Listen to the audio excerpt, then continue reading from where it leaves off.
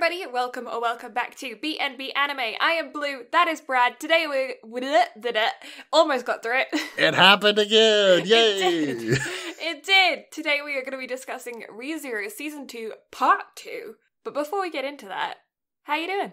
I'm doing well. My arm is a bit sore. I got my first dose of the COVID vaccine today. How you feeling? Bit drowsy, bit sore. Otherwise, A-okay. Good, that's good. But yeah, arm is sore. I leaned up against the door at work and I was like, oh! I about wanted to put my arm straight through the drywall. It hurt so bad. That's no fun. But thankfully, it seems that I've had the least worst of the side effects of people that I know, so I'm not complaining. Yeah, one of my dad's co-workers got her vaccine yesterday and was off sick today. However, I will also say that she has the weekend off, so it could just be a coinky-dink. I mean, who doesn't want a long weekend, right? Right? I mean, I don't blame her at all to be like, well, no. it's a very usable excuse. Mm-hmm. I feel like we all have those days where we're just like, nah, it's not happening today. Oh, yeah. Like, I have 3.5 weeks of vacation this year, and I'm considering, like, if I ever just get fed up, I'm just gonna just call in and be like, hey, I'm not coming in. Mm-hmm. Fuck it. Yeah, that's what my dad's doing this summer. He's already, like, planned out his weeks, because he's salary, right? So it doesn't really matter when he takes his time off or whatever. So he's planned out, like, a good couple of weeks, and he's just like, yeah, I'm taking some time. I'm gonna get in the van, take the dogs, we're going to the mountains. I'll see you when I come back. I'm like, okay, Dad. Can't say I blame him on that. No, not at all. But other than that, so my anxiety has been very high for the past week, 2 weeks, something like that. Snap. So I know that you know, and I talked about it on last week's podcast, but I've been taking part of a GTA RP server. Yes. Which, for anyone that is interested, if you want to play with us, just download 5M. If you own a copy of GTA 5, download 5M and search Echelon RP. Ooh. It's a lot of fun. Anyone's welcome to join. Please feel free to join us. It's been an absolute blast, but as I told you last week, I am the leader of the Russian mob. Yeah. Well, we are currently under full investigation by their criminal investigation division. Interesting. So I have cops constantly sitting outside of my house and just watching my every move. Fun. The shenanigans are aplenty, so my anxiety is high. Whenever I see cops in real life now, I can immediately feel my heart skip a beat. That's really funny. But it's been such a blast. That's what I've literally spent all of my free time where I haven't been watching anime doing. I've been staying up way too late. I haven't even been watching my weeklies because Farewell, My Dear Kramer came out this week. And I haven't even watched the first episode. I'm so upset with myself. Have you progressed any more in Your Lie in April? Yes, I have. I think I'm like on episode 7 right now. Which is almost an episode a day. So look at me go. Look at Which you honestly isn't a bad way to watch Your Lie in April. Like just watch an episode a day. I've seen some TikTokers that have been doing that. And they've talked about like their journey in each episode, like day by day. Like that's a cool way to look at it. Also, apparently, it's a bigger trend than I thought of people to rewatch Your Lie in April in April. I thought it was just me. But no, there are a lot of people that do that. Yeah, I have some weird movies that I watch during weird times of the year. You know how there's like that debate about Die Hard as to whether or not it's a Christmas film? Yes. I have a few others that are like, they're a Christmas film to me, but they shouldn't be because they're not. I mean, Harry Potter's a Christmas film for me. Yeah, same. Harry Potter and the Philosopher's Stone specifically is a Christmas film. Like usually every year around Christmas, like we'll binge all the films. I think a lot of that has to do with ABC here has like their 25 days of Christmas or whatever. And that's always included in the films that are on there. So I think that's why it's almost become a Christmas tradition. Yeah. Yeah, I always watch Seven Brides for Seven Brothers as well, which is a musical. I always watch that at Christmas too. Oh, interesting. Yeah. It's, I think it was made very early color. And, yeah, it's a musical. It's about... I don't know if have you heard of it before? I have heard of it. I feel like you and I have discussed it before. You've talked about it on stream. I just feel like you and I have had the discussion before. Yeah, I was a huge musical theatre nerd growing up. What? You know. Who would have known? Who'd have thought about that? No, never would have known. But Seven Brothers has always been one of my favorites. I don't know why. It's just, I mean, there is, I have a namesake in the film, and when I was really young, that made me so happy. You know, whenever you hear your own name in media, and you're like, oh my god, it's me! No, honestly, no. Mainly because my name is Bradley, I live in Bradley County. I've gotten that shit my whole life. Yeah. Not only that, so I just got my yearly performance appraisal back at work, right? Mm-hmm. I've been working with this boss for a year. He knows how to spell my name. Oh, no. On my professional performance appraisal, he misspelled my name. Was it L-E-Y? Yes.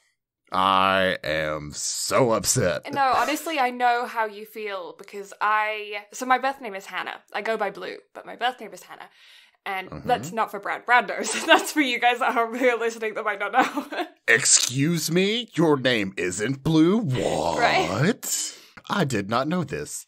Mine's spelled like the Bible version, H-A-N-N-A-H. The proper way. The proper way. That's what I always say. It's the proper way. It's the old version. Although I do make exceptions for H-A-N-A because it's the Japanese version and is probably just as old, if not older, than my spelling, so I let it be. Mm-hmm.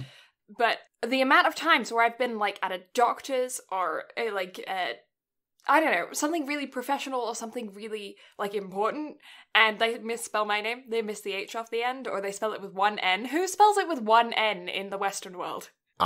Excuse me? Yeah. But then again, the way people name their children, it surprises me. It's a Bible name. I feel like my spelling should be default.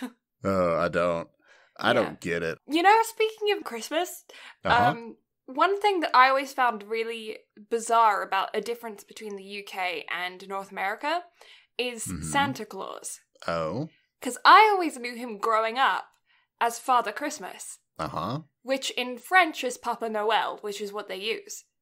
So I feel like Santa Claus just got made up somewhere and I don't know where it came from. Mate, half of the English language is made up bullshit. It must be like Klaus, like German? Maybe. Not only that, but it's Saint Nicholas. So where does... I don't know, man. I don't know. Maybe Santa means saint. Maybe, or... And then Klaus is like an abbreviation for Nicholas. Or maybe I'm just talking out of my ass, you know? I mean, that's like half of the shit we do on this podcast. But yeah, I'm glad you're not feeling too bad from your vaccine. I feel like we had a thing that we were talking about that I've forgotten about, but whatever. I don't know. Anyway, how's your week been? My week's been pretty weird. Oh? So I went snowboarding this week. That was one thing I did. Did you wear your brace? No, I didn't. Damn it, Blue. I know. I didn't fall over, though. I did, but, like, only once. And it was on my bum, so it was fine. Fine. But yeah, we went snowboarding. It was really, really horrible. We're getting to the time of year now where if you're at, like, the wrong slope, so you're there at the wrong time, it's horrible. It's not nice. And so we went there, and the first run, we got to the slopes, and it was, like, a centimetre of a little bit of powder. Like, a tiniest, like, a sprinkling of powder. And then sheet ice underneath. Oh, shit. It was not good conditions whatsoever. And it was so heavily cloudy that I had switched my goggles to my yellow lens. Because, like, if you have, you know this as a painter, I'd assume. Like, if you have different tints, you can see different stuff. Yes. So, with snowboarding, if it's really cloudy, you want to use a yellow lens because it helps you see all the grooves in the snow. Because otherwise it can just, like, you can get, like, snow blindness and you can't see nothing. And so I'd switched before we went to my yellow lens, and even with my yellow lens, I couldn't see anything. It was so heavily cloudy. So me and my dad were like, okay, is this going to be one of those days where we drive out here for like 3 hours to get to the slopes, and we do like 2 runs and go home because the conditions are so bad? And so we're like, okay, well, we're just going to stop for an early lunch. Because I hadn't actually eaten breakfast, which is not good. You should eat breakfast, especially if you're going sporting. Exactly. And so we stopped for lunch, and we sit outside, and it starts snowing. And we're like, okay, well, hopefully we'll get some more powder. And the clouds were so thick. And then by the time we got back on the chairlift and got all the way up to the mountain, it had probably been about a half hour, 20 minutes to eat, 10 minutes back on the chairlift. We got to the top of the mountain, and the clouds had just turned into, like, puffballs of snow. and it just started really, really snowing. Like, really thick flakes. Ooh. And so that second run ended up being so much better. So we were like, okay, now we just have to wait for the bottom of the mountain to get snowy as well, because obviously the clouds are still only on the top. And we're like, hopefully it comes down, or as at least like as people ski and snowboard down, some of the powder gets like moved around at least, you know? Mm-hmm. Because the top of the mountain was really, really nice, and we're like, it kind of makes it worth it to go up again just for the top of the mountain, even though the bottom half is so like treacherous.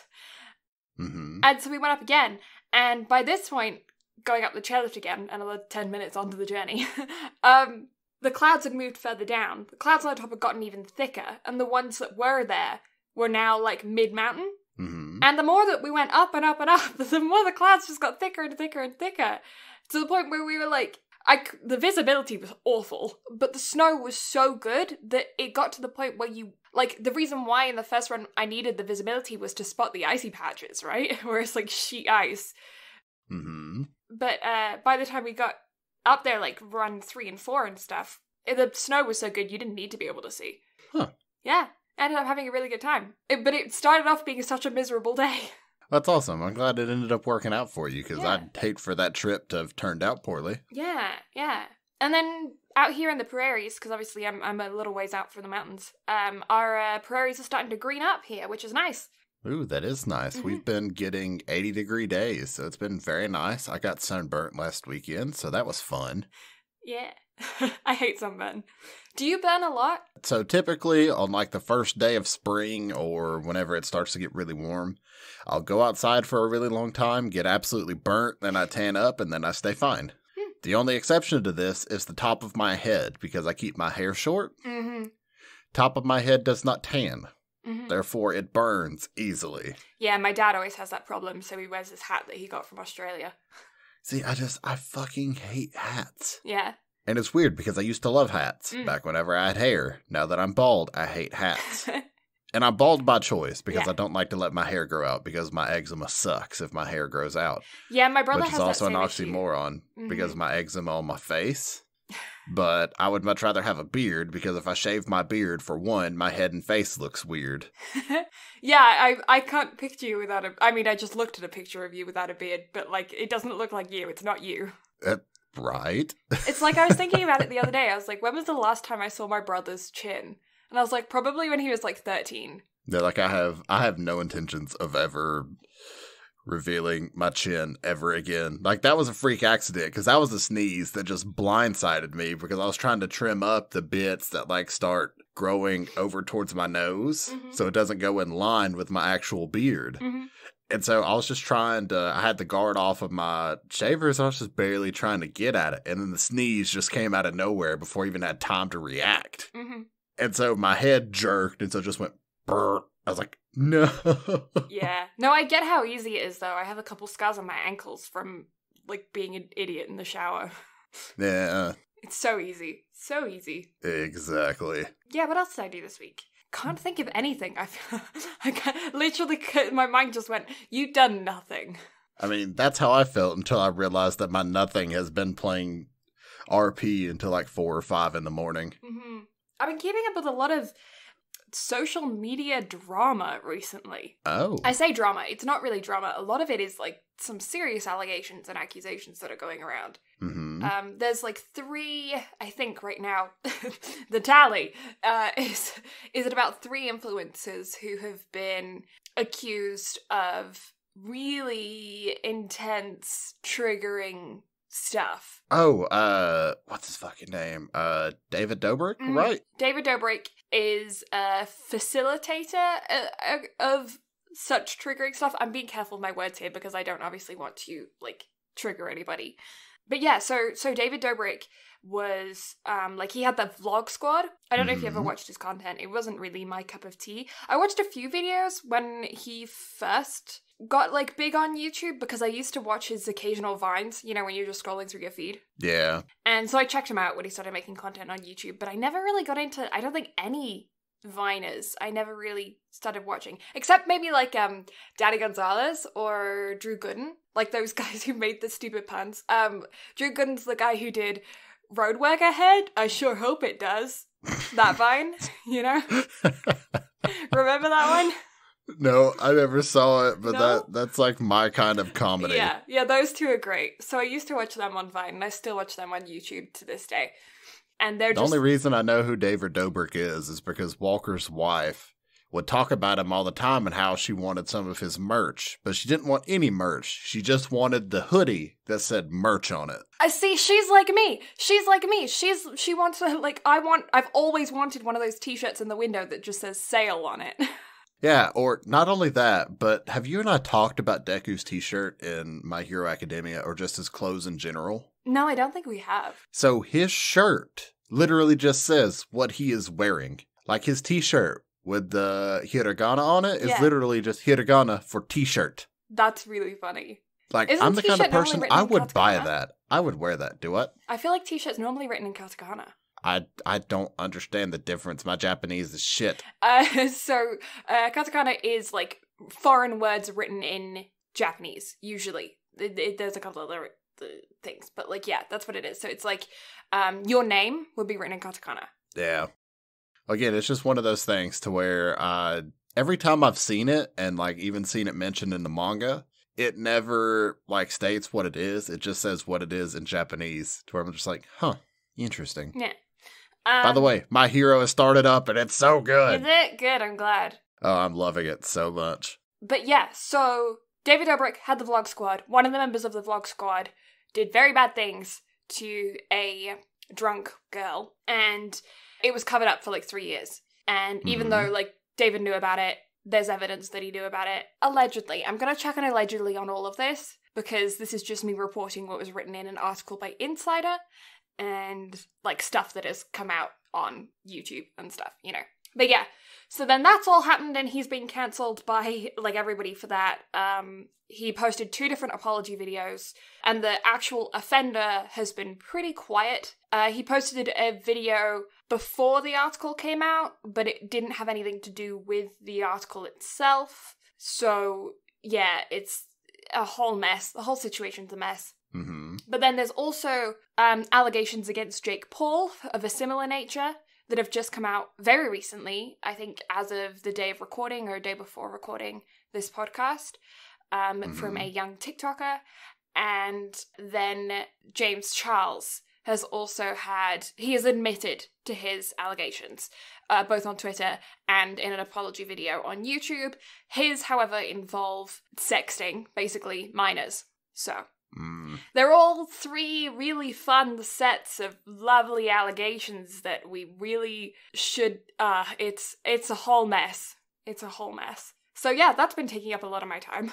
I was gonna say that sounds like a whole mess. Holy shit. Yeah, I just can't believe, I feel like, I understand why it's all coming out at once, because I feel like victims especially feel a lot more comfortable when somebody else has been praised for coming forward with their stories. It takes off some of the edge of the nerves, I feel like, and allows them more of a cushioning for when somebody is able to come forward. Mm-hmm. Well, regardless, I hope justice is got for, you know. Yeah, I do know that in some cases, people aren't pressing charges because of the publicity of the case. That's something that, like, has to be taken into account, is that these people are private people that are dealing with celebrities, internet celebrities, but still celebrities, and if they go to court or whatever they choose to do, there's a high chance that it's going to be very, very, very publicized. And, I mean, for instance, the article written by Insider from the one girl was, they gave her, like, alias. They gave her an alias. And yeah, it's something that has to be taken into account, but the allegations are very serious on all 3 accounts. And it's, I don't know, it's just upsetting that this is still happening in circles where people are being celebrated, you know? Like, we're giving these people a platform. If we didn't watch their videos as a society, they wouldn't have a platform. Not only that, but it's the videos that come about from stuff like this, like the apology videos and everything else, that garner so much more attention than normal. So the reason they post them is just to gain that much more revenue and publicity out of it. Yeah. And like, it's such a shitty situation and shitty thing to do. Yeah, and there was a few years ago, there was a YouTuber by the name of Austin Jones who actually was arrested, tried, and charged with very, very, very similar situational things to what James Charles is currently being exposed for. Mm-hmm. But the difference between the two of them, I feel like, is that James Charles did his on Snapchat. And obviously with Snapchat, a lot of stuff gets deleted very quickly. Mm-hmm.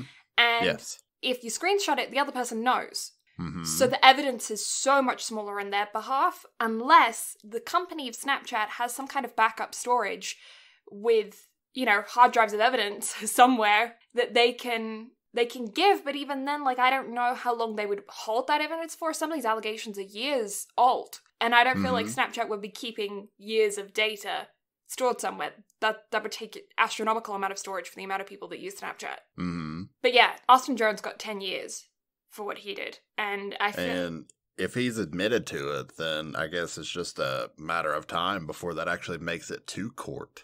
Yeah, well, I don't know. See, this is the thing, is that, like, if the parents of the accusers decide not to press charges for whatever reason... Well, I think there's a statute of limitations, of my knowledge of the criminal justice system, depending on where it is. Mm-hmm. Or there is a statute that can be followed that if it's outside of a certain age range, then the parents have no choice. Yeah, and that's kind of where I'm debating on it being right now. Like, that's what I'm thinking is, like, is it going to be taken out of their hands? Is it just going to become a federal case and that's it, you know? And it's all... Which, if it is, I mean, I'm going to hate it for the victim and their family if they wanted no part of it.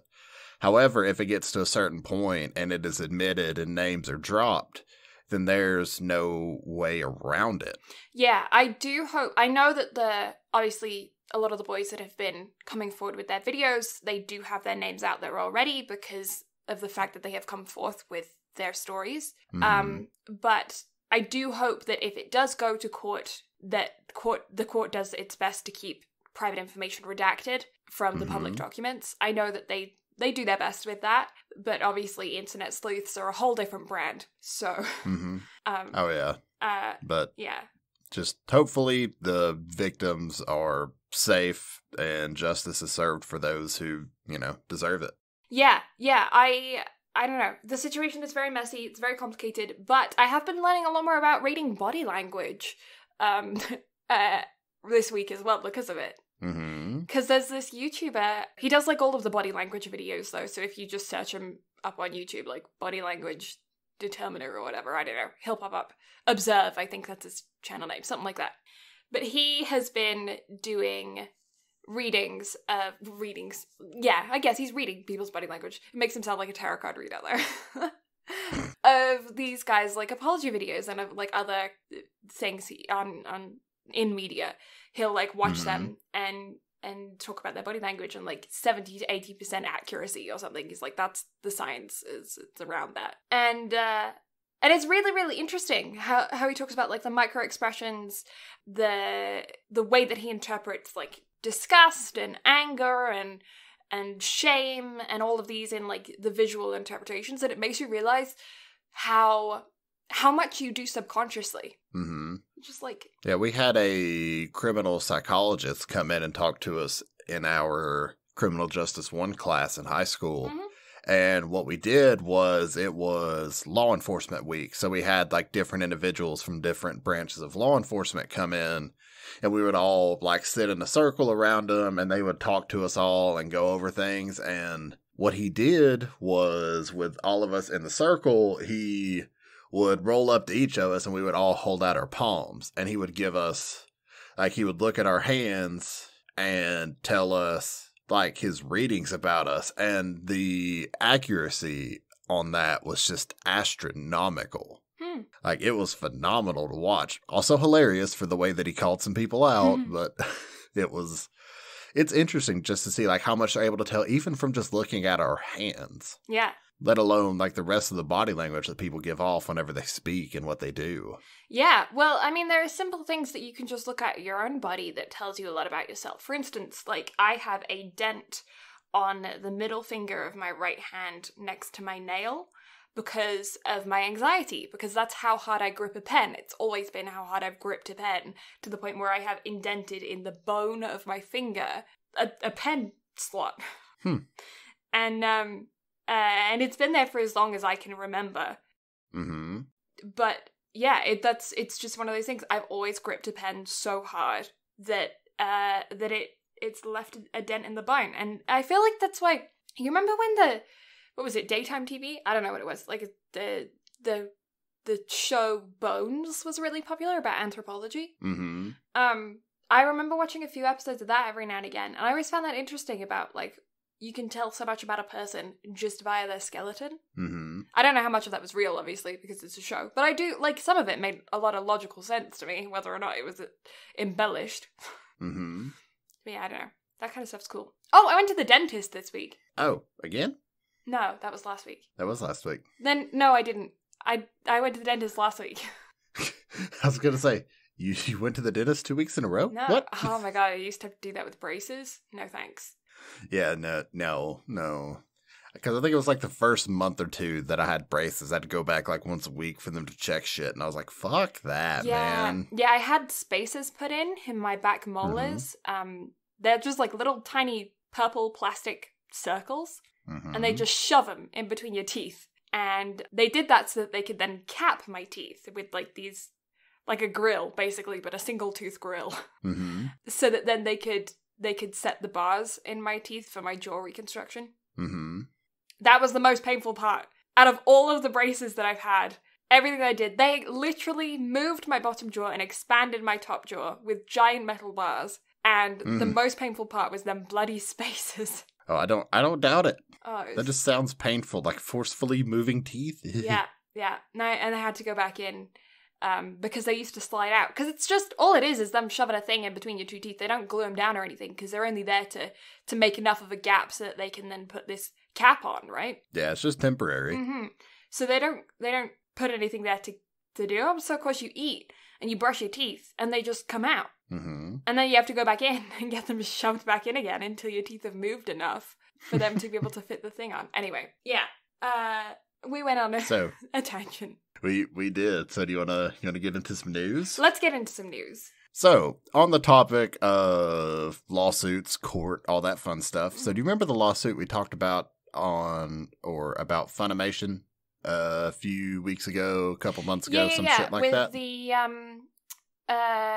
The visually impaired, like, inaccessible store, right? It's not the yeah, store. So with the Crunchyroll store not being accessible for visually impaired people, yeah. So that has officially reached a settlement.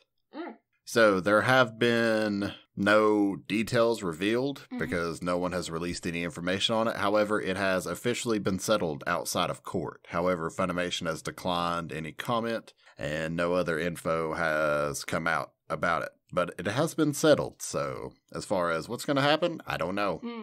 I would assume, or what steps are going to be taken. Yeah. I would assume, or at least hope, that part of the settlement would be that they would then make the store accessible. I mean, hopefully so. Do you know if it was a private suit or if it was like a company? I'm not sure. It was a class action lawsuit, so I'm assuming that's like a public thing that anyone could have jumped on. Mm-hmm. Yeah. Well, hopefully we start to see more accessibility all over websites and internet stuff in general. It's a huge thing that I am campaigning for. And I think it's important for, I mean, like, the amount of times that you're watching a YouTube video and then you see someone in the comments that's like, epilepsy warning for, and they timestamp it or whatever, flashing lights at a timestamp. And it's just like, it shouldn't be, for YouTube videos it's different because obviously it's a private creator that's uploading it and they might just be one person and they don't know what specifically counts as flashing lights and what doesn't, But like, for companies to do that kind of thing, it shouldn't be up to individual people to call them out on it. It should be something that is done just because it's done, like emergency exits in buildings where there's fire escapes. It should be that kind of like, it's just done. It's safety. That's, yeah. Yeah. I mean, it's like the stuff that came out about CD Projekt Red, about them not having a big enough epilepsy warning. Yeah. With Cyberpunk 2077, and that's all that game is a walking epilepsy issue. Yeah. So I definitely hope that things slowly become more, accessible to people, or there are warnings against whether it is or isn't accessible in a much more kind of blatant manner. Yeah, 100%. And so, exciting news about E3 this year. Mm. So E3 is going to be an entirely virtual event. However, this year it's going to be free for everyone to attend. Ooh, that is super exciting. So Nintendo and Microsoft are among the people that have events set up for it. And I'm looking forward to it. The dates are going to be June 12th through the 15th. So I'm looking forward to seeing what announcements that we're going to get out of it. I'm assuming the Switch Pro or the updated screen size Switch is going to be announced here since the patent has already been filed and everything. And it's been, I think, slated to be released in the holiday season this year. Mm-hmm. So if ever there was a time to announce it, now would be the time. Or, this summer would be the time. Yeah. So, I don't know. I'm excited. Yeah, me too. I feel like there's always a lot of really good announcements coming out of E3, and people have had a lot of time to work on some projects, that they wouldn't have normally been able to work on because of the restrictions. Yeah, and I think E3 was just canned last year, so it'll be good to actually get the event this year and see what comes out of it, especially with people having the extra year to prep for it and 100%. And we've all gotten so changes. much more used to and comfortable with navigating, doing stuff digitally. I mean, you and I did a lot of stuff digitally beforehand because all of our meetings obviously happen over the internet and we were streamers, all this kind of stuff. So, broadcasting stuff live for us, it was something we've been doing for a while. But for large companies and for the general public, it wasn't such a thing. But now, obviously, we've gotten so much more used to doing it on a much more regular basis. And so these conventions, hopefully this year, they're going to be able to do them in a way that is so much better because the execs and the board members and all that kind of stuff, the people that don't know the tech side of stuff, are going to be so much more exposed and used to the streaming and the digital stuff that they wouldn't have been previously. And so now they have a much more of an understanding, hopefully, of what the creative minds in the tech world can then do with the digital streaming. And hopefully it won't just be a panel where there's a camera that's filming the panel. I mean, I love panels, but also this gives us opportunity to do so much more because you are specifically live streaming stuff. It gives you an opportunity to have much more of a grand display for everyone to be able to see instead of people having to pick and choose what they go to. Here's an option to have all the content available and have it be much more accessible for people to be able to multi-stream and check multiple things out instead of having to pick and choose and decide. Yeah, and hopefully we'll start seeing, people using graphics and memes and summaries and maybe have some commentators or something. That would be really fun. I feel like, there's a lot that you could do with that would be super fun and playful to make digital conventions really, become a thing for the future. Because, I mean, how many times have you been I've wanted to go to San Diego Comic-Con for so many years now. Still hasn't happened. But, right. now I feel like even when we go back to the way it was before, you're still going to have to pay for tickets to go in person and stuff, but I wouldn't be surprised if they're still making a lot more digital content when we go back to meeting in person again and conventions being in person. It would definitely make it more accessible for people that can't go, even if they charge just a little bit to have access to the full event instead of having to pay, hundreds of dollars for tickets to those big conventions, even just, $15-20 to be able to access it and take part of it. That would in and of itself be worth it. If it were me, I would just stream it on Twitch and just let the tips pay for itself. People tend to be really generous when given free especially content. For stuff like that. So did you know that there is a Twitch channel set up for a fucking stoplight or a stop sign? Yeah. So I popped on that the other day because TikTok showed it to me, and people are just donating left and right. They're placing bets on which car's going to run it. Oh, that's And the amount of cars that run it, man. That's funny. I've never been so bored, but also entertained in my life. Yeah, well, I've seen like bird boxes that have like GoPros attached to them, set up to a Twitch channel. Mm-hmm. And yeah, I don't know, just like panoramic nice views. Mm-hmm. Where people just do it and then they play like classical music in the background. Old like streams. I've seen one of like a creek. It's like a really nice creek and it's just the sound of the water. It's like, because people watch them on YouTube all the time, so why not watch one that's live and then possibly see some wildlife? Right. Yeah. And so this last piece isn't technically news, however, I figured you would find this cool. Okay. So All Might has officially met Deadpool. Yeah, okay. So All Might has made a cameo in the Deadpool Samurai manga. That's amazing. So I have yet to read this. I don't know if it's translated, but my God, I want to see it. Them being in the same universe is so amusing. And chaotic at the same time. Yep. Yeah. Like, honestly, I just want a whole spinoff of that. Like, I don't care how much you charge me. Charge me $15 for a comic volume for all I care. Yeah. Just give it to me. Like, give me a full run. Mm-hmm. Because that's amazing. That's a great time. Oh, yeah. Deadpool with anything just makes me happy.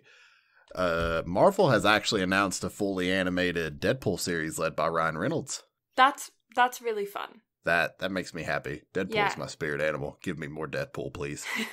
But that's all the news. There was not a lot to talk about this week. I had to really dig for those. I mean, considering I spent 2 minutes before we sat down to record to look, those were the only notable things that I could find. It's been a slow week. Yeah, well, I mean, anime world doesn't tend to move as quickly as everything else. That is true. Like, it kind of comes in waves. Yeah. However, I did find out some information this week that kind of doesn't have me looking forward to next week's topic. Oh, so do I want to know? I feel like you might want to beforehand, so maybe we won't be as harsh on it. Okay. So you and I have talked about this at length before, but a standard anime episode typically takes place on average between 2 to 3 chapters of the manga, correct? Yes. Yeah. The last 6 episodes of The Promised Neverland, can you take a guess at how many chapters of manga those 6 episodes consisted of? Are they really rushed? Is it like 6? No. What? 1. Between those 6 episodes, they covered 140 chapters. Fucking hell. Yeah. 146, did you say? 140 chapters 140. Across 6 episodes. That's over like 25 to 26 chapters per episode. That's baffling to me. So, is it just like skipped content? Or is it like they've just crammed it in and we're gonna be in a fever dream? Like, I'm not 100% certain because they didn't elaborate it because, again, it was a minute-long TikTok. But they were just discussing it. And remember how I told you at the beginning whenever I started watching it that it seemed like they were kind of jumping around a little bit? yeah. Well, at the time, they were kind of doing, 5 to 6-ish chapters per episode. Yeah. So that kind of explained that. And that also might have explained why I decided to drop it. That's what my guess was, like 6 chapters an episode. I was like... Mm-hmm. But no, those last 6 episodes covered 140 chapters, mate. Like, that's heartbreaking. Like, of all the shows from the winter season I decided would be a great thing for us to cover, I hear that and I'm like, I've made a mistake. Yeah. Because as good as the first season was, like, The Promised Neverland was in our running for, like, one of our anime of the year or some shit like that. Like, it was up there. It was really good. And then, I don't know, because I've seen screenshots and whatnot of the show. I haven't had anything spoiled for me. And even knowing that, I don't know because I haven't read the manga. But I'm like, holy shit, mate. Yeah, well, that makes me just really curious about what their meetings look like, whether or not they decided to just skip out on a whole load of stuff or, well, I mean, they would have to, but why? What was the purpose of skipping out on all that kind of stuff? Are they trying to condense it? Do they not want to do that many more seasons? Are they wrapping it up this season? Are they, it just brings about so many questions. And we had so many theories coming off of The Promised Neverland. The Promised Neverland was probably our most talked about anime in the sense that we just were like, we want to know what happens next because we had all of these plot lines that we were trying to place.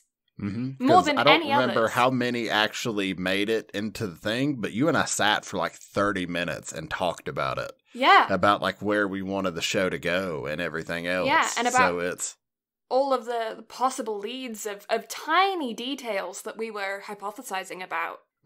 That I feel there like was so much and so many places it could have gone, and now, like just from screenshots that I've seen and knowing that, like my expectations have been lowered. Now, granted, maybe knowing that, it means I'm not going to be as harsh on it next week. However, because of the first season, I feel like I'm going to have to be harsh. Yeah, the first season raised the bar quite a bit.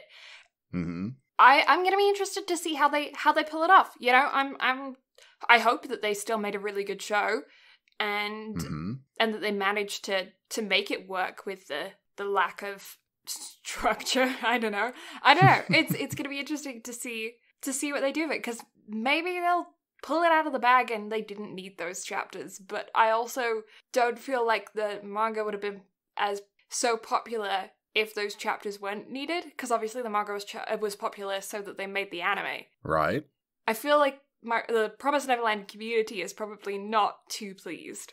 Oh, the Promised Neverland community has been melting ever since the show started going. That's why I discussed that like 3 months ago. Whenever I saw them start melting over how much content was missing. But now that I know exactly how much content is missing, fucking hell. Yeah, I wonder if in like 5-10 years we're going to be seeing a Full Metal Alchemist style reboot. The Promised Neverland, back to the farm. The Promised Neverland, Brotherhood. What? Oh, me. Yeah. But doing a complete 180 to second seasons that did not disappoint. Our topic for the day, ReZero, the second cour. Oh, mate. Yes. So, please tell me you had as good of a time watching this as I did. I had a really good time watching this, actually. It was, there were some parts of it that were quite surprisingly chill, I guess, compared to the first season and first half of the second season. I feel like this one was less confusing, but that's because it was kind of answering questions as opposed to raising questions like the other ones were. Like, they wrapped up a lot with this, or they at least wrapped up a lot of questions. There is a lot of places for them to go in the future. Like, there's a lot that needs to be dealt with. Yeah. But holy shit, man. I find that it's a really satisfying watch if you've seen the 1.5 of the previous content, because the previously it's just been raising questions, establishing characters, establishing plot lines, establishing everything, the lore, and there is so much lore in this show. And yet this like established more lore. Like at the same time, it built upon characters that we didn't have a lot of information on, including a lot of the ones that we still knew fuck all about during the last episode. Yeah, and I don't know, it was a really, really satisfying watch. And if you've seen 1.5, I'm going to tell you right now, go check out the rest of the 0.5. It's really good. Because if you have stopped watching this show at any point, if you are like one of the people that dropped the show during the first season, please hear me out. ReZero is in my top 5 favorite anime of all time. ReZero, without a shadow of a doubt at this point, is taking my slot for anime of the year this year. Yeah. And nothing is going to change my mind. I doubt Mugen Train is going to do it. Prove me wrong, Demon Slayer people. Yeah. But my God, I am just so impressed. And background before we talk about it anymore and spoil any more shit. It's White Fox. The second cour aired from January through March of 2021 for a total of 12 episodes. And it picked up exactly where the second season started off and ended at. Yes. Yeah, it's rated R or 17+, and I am going to chuck a trigger warning on episode 10 specifically. If you don't want to know what the trigger warning is for, because it may spoil, then just skip forward a couple seconds, because I'm going to say it right now. It's trigger warning for sexual assault. The reason why I mentioned that one specifically is because that is a content that I don't think we've seen so far in the show. And so I just wanted to include that in there because, yeah, it was different to what has previously been established as, like, what could possibly be triggering. So if you've seen the rest of it and that was fine, just bear that in mind, that is there. But it's only mentioned in that episode, and it's not a huge part of the episode. It is featured for a little bit, but I won't say it's, like, heavily done. And if you skip through it, like, you just, like, hit arrow key, like, and move through it, it won't affect the story in any way. Mm-hmm. But yeah, that's all the background, I think. Also, throwing in a spoiler chicken hat after the fact, because Blue and I are idiots and forgot to record one during. So, spoiler chicken hats on now. So, first thing, we barely got the OP and ED in this part. Yeah, OP starts at episode 6. And we only get it, like, twice. Mm-hmm. But boy, is it a banger. Yeah, it's a good one. The ED, the animation on it, is just gorgeous. Mm-hmm. And I just love the mellowness of it. I learned something. I have a lot to talk about learning things from the research that I did about this. However, I learned some things. Okay. So, the insert songs on episode 3 for whenever Amelia and Subaru had their moment was done by Amelia's voice actress. Aww, okay. The insert song on episode 10 with Rom was Rom's voice actress. Aww. Stay Alive, which was the ED for the second cour of season 1, was done by Amelia's voice actress. I like this. And then the insert song that played in episode 18 of season 1 during Rem's confession was done by Rem's voice actress. Yeah, see, this is great. I enjoy using voices consistently throughout. Not only that, but the songs pertain to what was going on. Like Rem confessing and giving all of that information. And going on about that with Subaru. The song was about wishing and talking about their future. Mm-hmm. So there was that. Like, Amelia's song was talking about all the doors that were going to open. And then Ram's song was about her loving Roswell, even though all that shit was going on. Yeah, that was a whole plot line. That was a whole plot line. Just, oh my god, man. Yeah. There was so much shit. Okay. So much stuff happened. Oh my goodness. Yeah, because so much stuff happened and I knew that so much stuff was going to happen, I did go through and bullet point some more stuff than I would normally do for this one, because it's ReZero. Like, you're getting content thrown at you at 100 mile an hour, even though I consider this season so much more chill than everything that we've gotten so far. It's still, like, 10 times the amount of content than a normal anime. Mm-hmm. And so, before we really get into it, I have a little bit more background info, because I was tipped off to read the light novels. Okay. Of what happened towards the end of the first cour and carry on. And so you and I discussed a little bit of this so I wouldn't blindside you with it whenever we got into the episode. So, at the end of the first cour, you had the Witches' Tea Party where we were fully introduced to all of the witches, Satella included. Mm-hmm. However, so it comes to find out, because it was alluded that none of the witches wanted to fight Satella, but it was never explained why. Mm-hmm. Well, Satella and the Witch of Envy are two different people. Satella has some version of multiple personalities. Mm-hmm. And so the witches didn't want to fight because they didn't know which version showed up, whether it was Satella or Envy. Mm-hmm. So there's that plot line. And that was why Subaru, at the end of that scene, whenever Satella was like, I look forward to finally meeting you in the real world so you can come and kill me. And Subaru was like, no, I'm going to save you.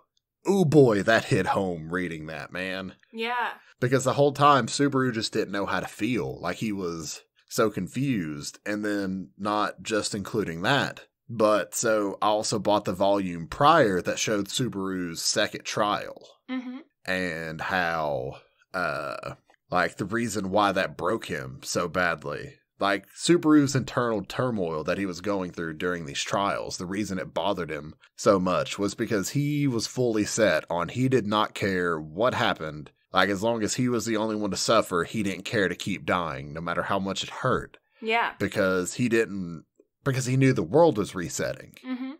And so he had it shut off to where nobody cared about him. He was expendable. as long as the people that he cared about, moved on. Yeah.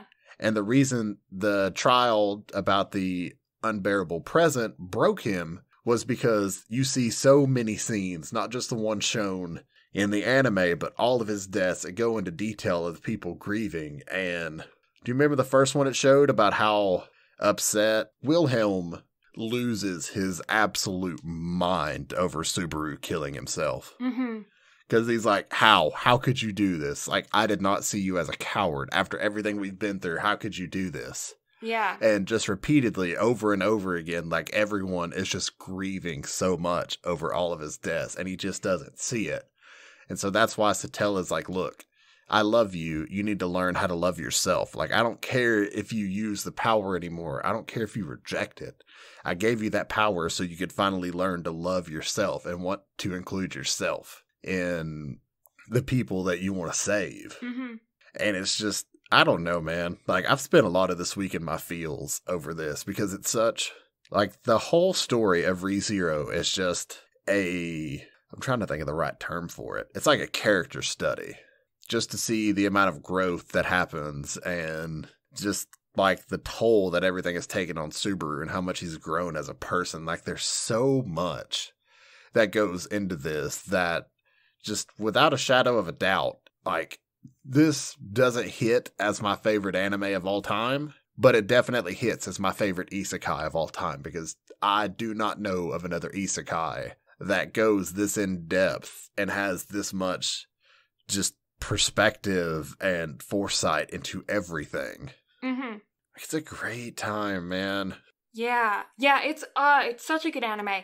This specific season, we got to see a lot of the characters that we had kind of been teased with previously. We got to see a lot more of their background, and then characters that we thought we knew, we now got to realize that we knew nothing about them. Mm-hmm. And I feel like ReZero has consistently, from the very beginning, been one of the most, like, topsy-turvy, twist-ridden animes that I've ever watched. Mm-hmm. It's definitely one that you have to pay attention to, and that is really satisfying. And this season was so nice in its conclusory manners, but it didn't wrap everything up to the point where you were, like, completely satisfied, you know? Mm-hmm. Like, I'm happy with the ending. However, there's still so much shit that's unresolved. Yes.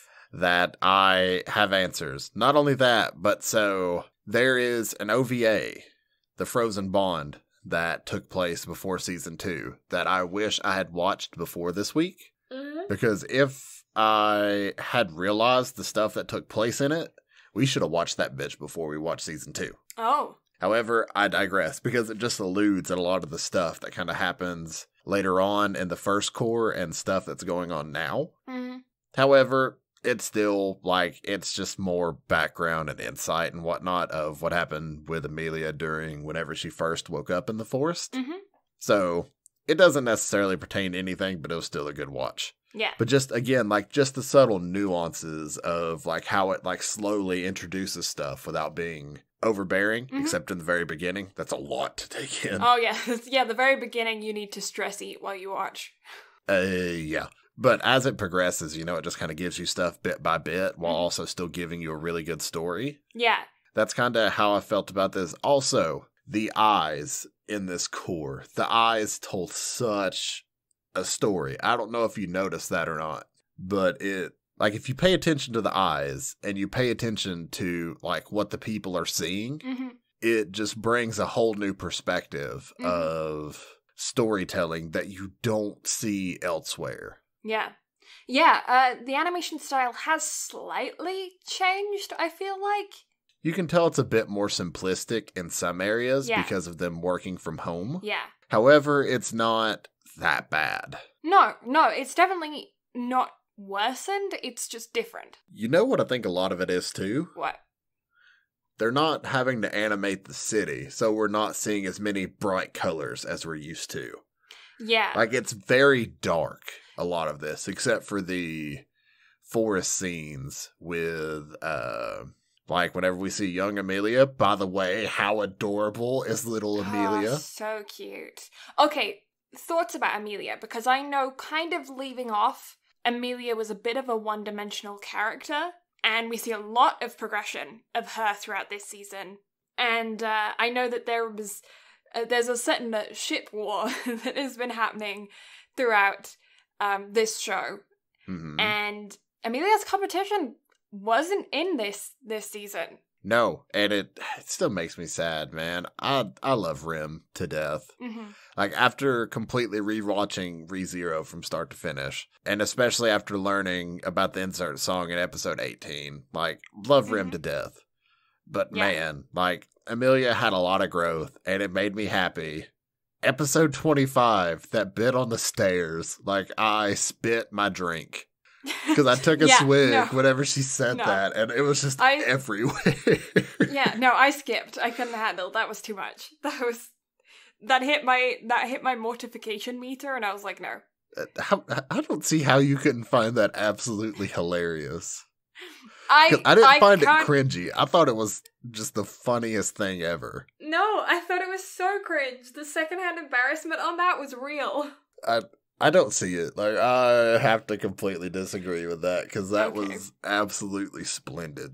No, I died. Because I can believe it. Like, that fit her character to an absolute T. Like, it was glorious. I think that's why I find it so embarrassing, is that it's so believable. Mm-hmm. It's like, no, I get it. But Amelia had a lot of growth, and it was good to see, because she was very one-dimensional, very... well, I think it all depends on the timeline, because some of them, like, she was, like, very blunt and to the point, and then, but the current timeline path that we're on, she was just very meek and unsure about everything going on around her, and she looked a little weak until there at the end.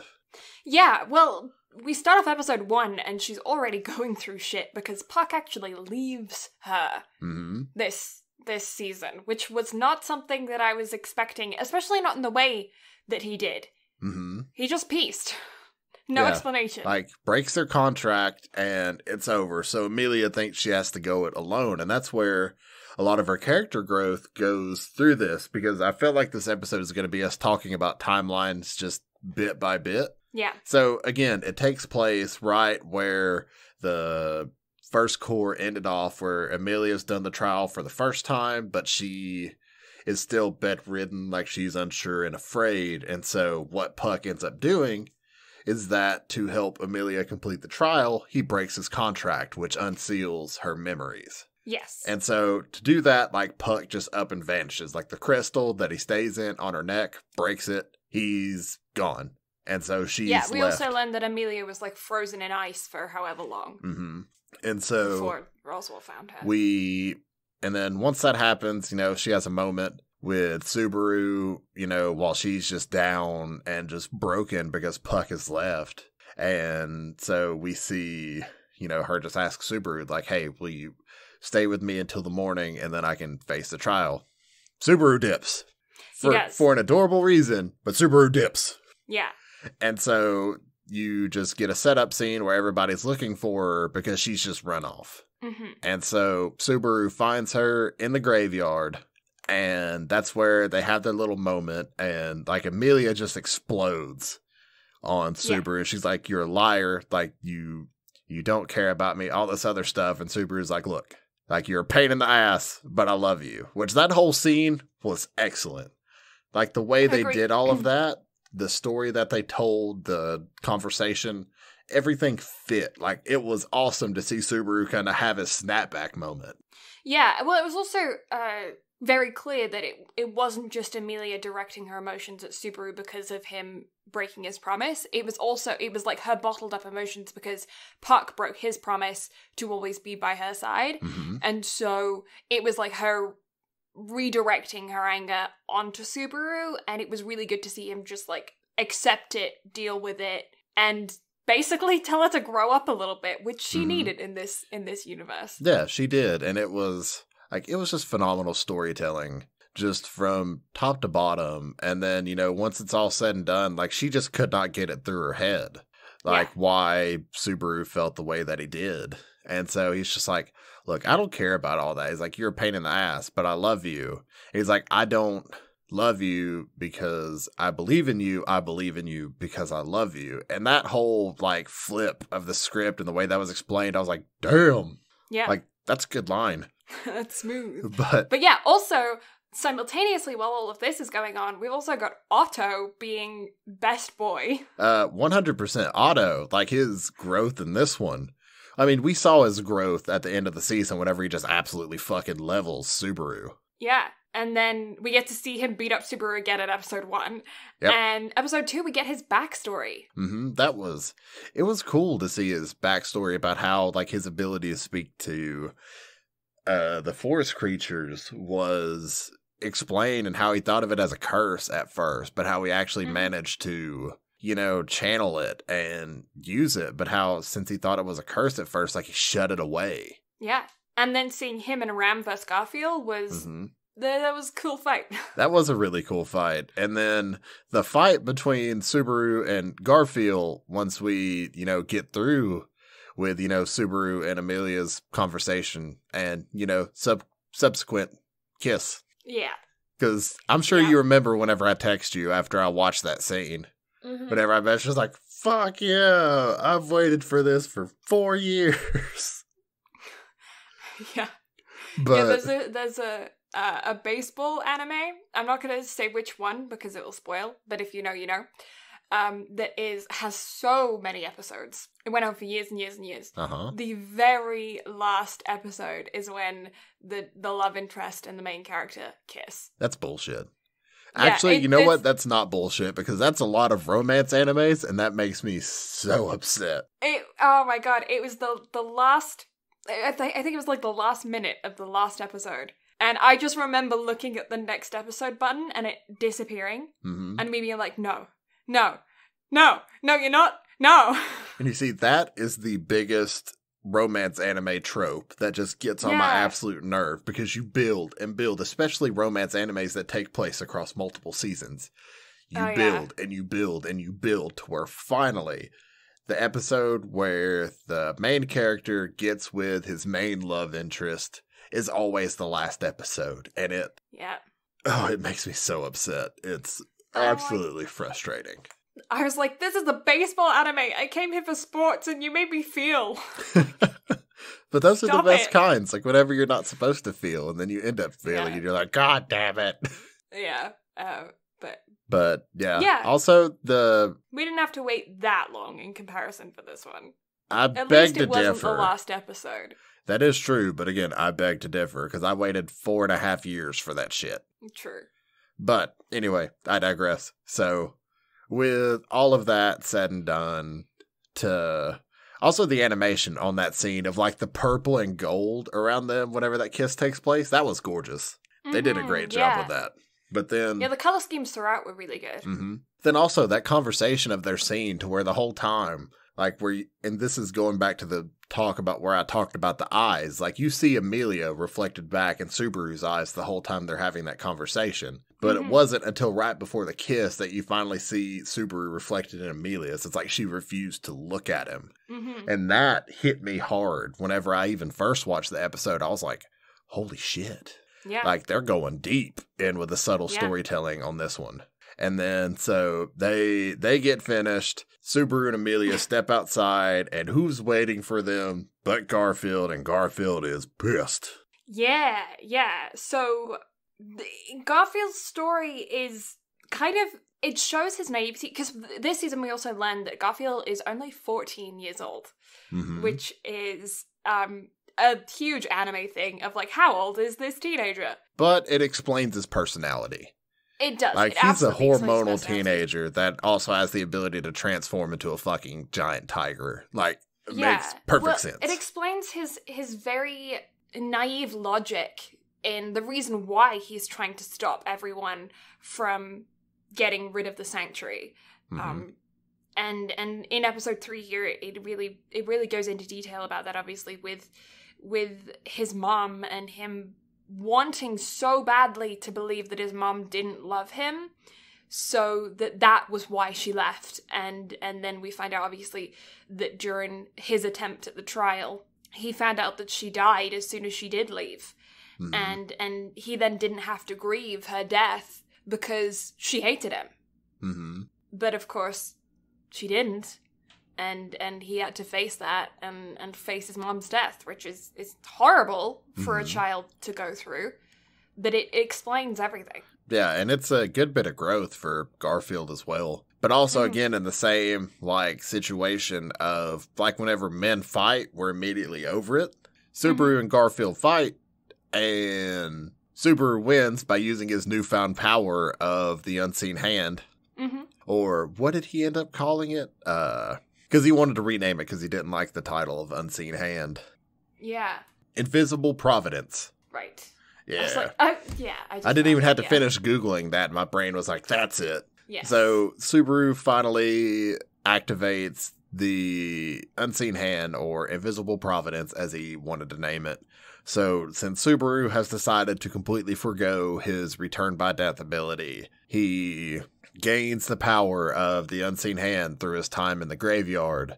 He's still blaming Satella for giving it to him, even though it wasn't technically her fault. Mm-hmm. But I think she activated it within him. Yeah. Also, so another thing that was mentioned in the light novel that isn't necessarily explained in the anime, it's explained that Subaru loses his ability to complete the trial. It doesn't explain why. The light novel does. So, in the end of the graveyard, Echidna offers Subaru one more chance to join her. But in the anime, you don't see that, but in the light novel, you do. Echidna offers him one more chance, and instead, he takes Satella's hand and chooses her.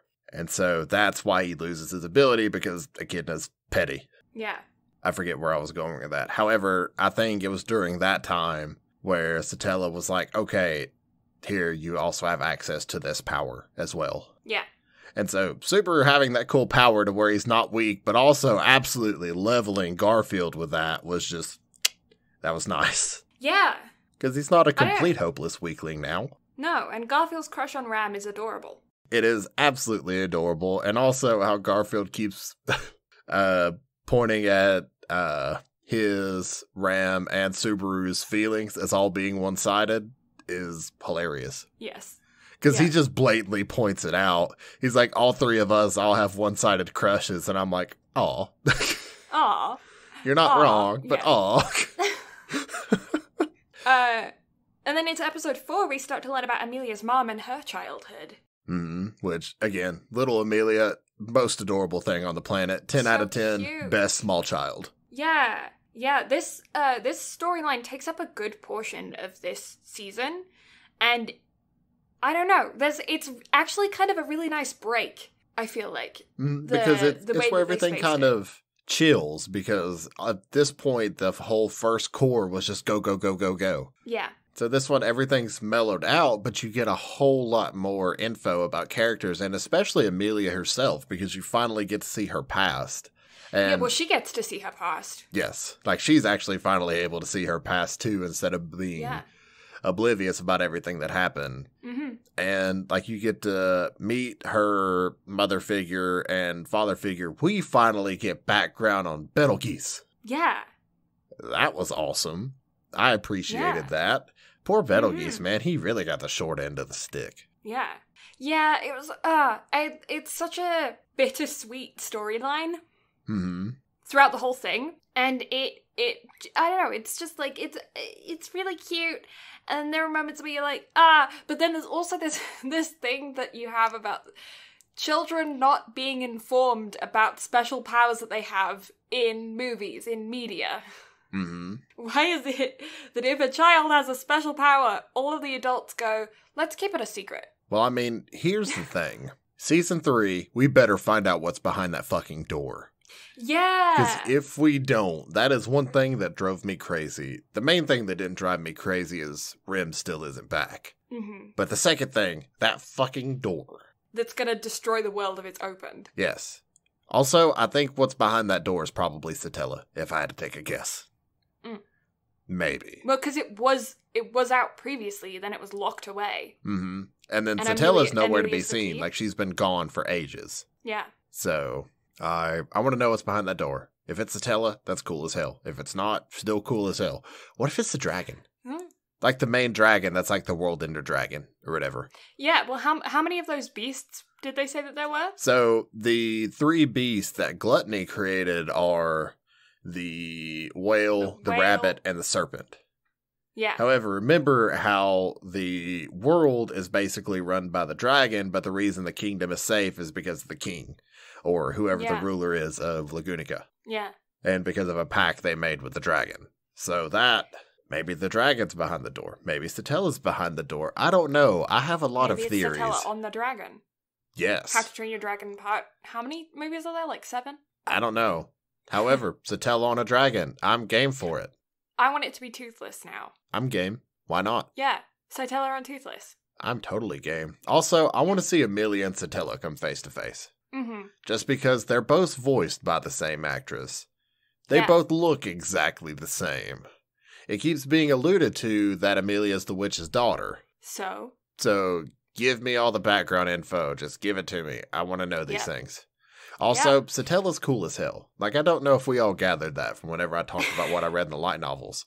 Satella's cool as shit. The Witch of Envy, she's a bitch. But Satella's cool as hell. Yeah. Okay, so episode 5 goes into stuff about before the sanctuary, but we don't actually get to find... It's kind of alluded to in episode 5, and then we actually get to find out shit later. Mm-hmm. And then we learn about Amelia's parents' sacrifice. Episode 6, we finally get the OP! I was so happy. It's a banger, man. Yeah, it's really good. So good. Just give me more. Give me more. Also, the black serpent, that's a scary beast, man. Like how its venom just rots everything, even if you're barely touched by it. Like, it will destroy you. Yeah. And there's nothing you can do to stop it. That's horrifying. I know. It made me sad. It did make me sad. Blonde-headed dude who we've only seen like twice. But he was Amelia's big brother. Oh, wait. I'm sorry. 3 times because we see him in her unbearable present as well. Yeah. Even though it's not really him. This time it's a fabrication and not her just past memories. Still. So sad. Oh, very, very sad. Also, can we talk about, like, her willingness to forgo everything whenever she saw the unbearable present? Oh, yeah. She was just like, eh. She's like, I get it. It's sad that I can't have this life, but that's what it is. It's literally just a fabrication. And I was like, you go, girl. Yeah. Because it was such a touching moment, man. Like, yeah, we also find out that Amelia was the one who Elsa'd everything. Oh, yeah. I say Elsa. There is a character called Elsa in the show, but I mean Elsa the princess. Yeah, Elsa the frozen princess, not Elsa the blood-sucking vampire. We're not going to go into that. Also, the fact that we find out she's actually a vampire, and that explains her shit. Oh, my God. Yeah. Oh, my God, yeah. And but still, the bowels thing. That doesn't make any sense. Because you would think, why would she want to fillet the people open? That doesn't sound like the most effective way to get blood. Because it's warm and toasty, she said. Lovely. We'll get to that. Yeah, that's a whole situation. Oh, yeah. And Amelia passes the first trial. And then we get the background into who the Ryuzus are and Beatrice, surprisingly. Yeah.